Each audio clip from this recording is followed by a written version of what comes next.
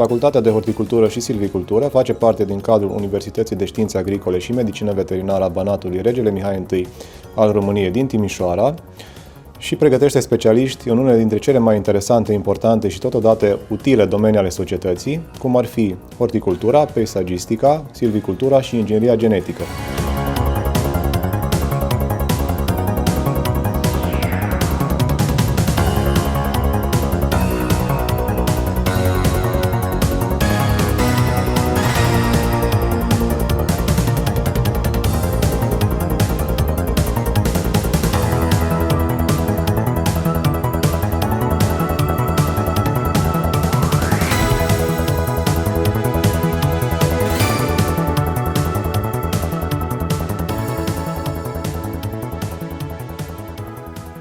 Action, 3, 2, 1 și împreună cu soția, care și ea este tot absolventă de peisagistică, am decis să ne deschidem noi propria firmă și e fain, pentru că lucrezi cu plantele, ajungi să înțelegi natura, să o respecti în primul rând și cu toate astea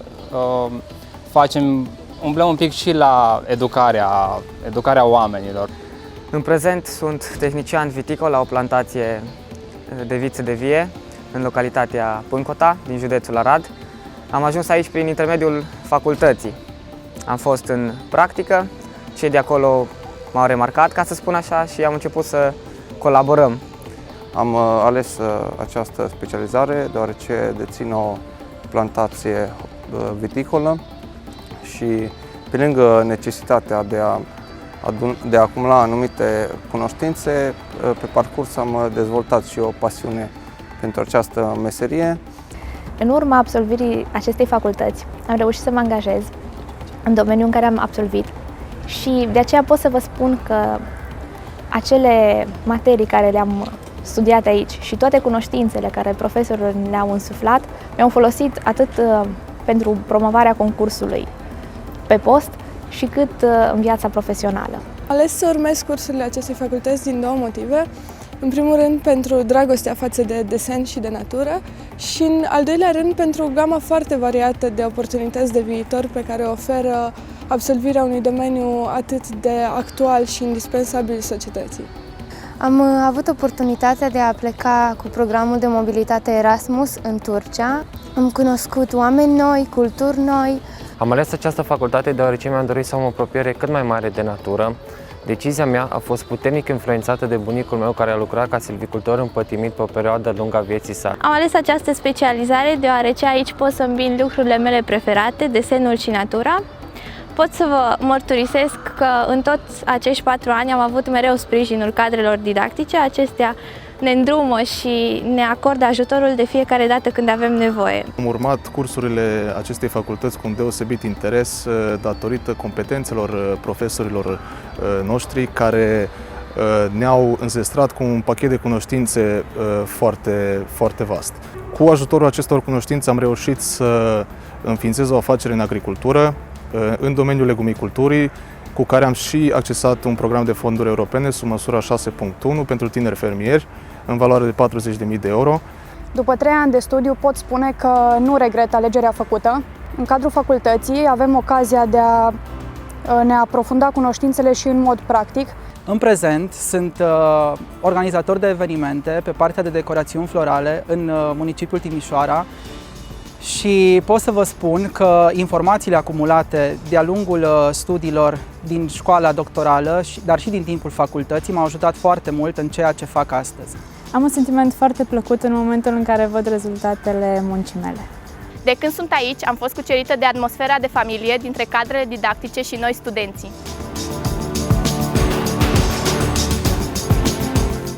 Prezentul Facultății de Horticultură și Silvicultură atestă faptul că ea și-a câștigat recunoașterea și aprecierea în țară, dar și în străinătate, fiind în elita facultăților de profil, ca dovadă că toate programele de studii de licență oferite sunt încadrate ca urmare a clasificării universităților în categoria A, prezentând un grad ridicat de încredere. Facultatea de Horticultură și Silvicultură oferă posibilitatea instruirii la toate cele 3 niveluri de studii, respectiv licență, masterat și doctorat. La nivel de licență, în prezent, Facultatea de Horticultură și Silvicultură organizează concurs de admitere pentru următoarele specializări. horticultură, peisagistică, inginerie genetică și silvicultură, durata studiilor la toate aceste specializări fiind de 4 ani. Aș dori să spun câteva cuvinte despre fiecare specializare în parte. Specializarea de horticultură este una dintre cele mai moderne și mai performante secții de profil din țară. Ea beneficiază de o vastă bază materială pentru activități teoretice și practice. Pregătește specialiști pentru producție horticolă, unități de industrie alimentară, cercetare, camere agricole, învățământ de specialitate, consultanță de specialitate, agenții și oficii de dezvoltare rurală. Specializarea de inginerie genetică este singura de acest profil din țară, fiind înființată în anul 1991.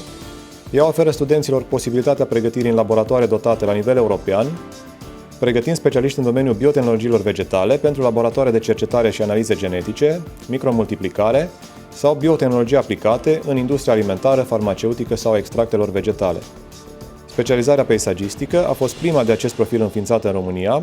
Absolvenții noștri sunt foarte apreciați pe piața forței de muncă și activează în diverse domenii, cum ar fi firme de specialitate, proiectare, înființare și întreținerea spațiilor verzi, direcții de mediu, de amenajare a teritoriului și urbanism din primării, design interior și exterior.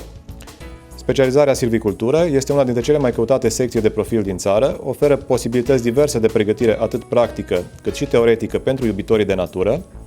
Ca domenii prioritare de pregătire, aceasta presupune gestionarea durabilă a pădurilor, exploatarea lemnului, management forestier, protecția pădurilor sau cinegetică. Pe parcursul facultății, studenții pot beneficia de burse sociale, burse de studiu, burse de merit și burse private, care le pot acoperi necesitățile de cazare și masă, de altfel toți studenții beneficiind de condiții deosebite de cazare în campusul universității. Specializările facultății noastre mențin foarte bune relații de colaborare pe baza unor contracte de parteneriat cu mediul de afaceri, motiv pentru care o bună parte a absolvenților facultății sunt angajați în domeniul în care s-au specializat, facultatea noastră având una dintre cele mai bune rate de absorbție a absolvenților pe piața forței de muncă. Marele avantaj pe care îl oferă facultatea noastră este acela că absolvenților noștri li se conferă o diplomă de inginer în domenii cu o mare aplicabilitate practică.